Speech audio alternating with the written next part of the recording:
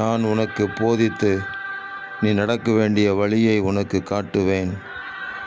உன்மேல் என் கண்ணை வைத்து உனக்கு ஆலோசனை சொல்லுவேன் என்று சொல்லப்பட்டிருக்கிற வாக்குத்தத்தமான வார்த்தைக்காக எங்கள் தேவாதி தேவனுக்கு கோடான கோடி ஸ்தோத்திரங்கள் உண்டாகட்டும். தேவரீர், உம்முடைய போதனையிலேயே நாங்கள் ஒவ்வொரு நாளும் வாழ, கிறிஸ்துவுக்குள்ளாக வளர கிருபை தாருங்க. ஒவ்வொரு நாளும் ஒவ்வொரு காரியத்திலேயும் நாங்கள் நடக்க வேண்டிய வழியை தேவரீர் எங்களுக்கு காட்டுவீராக.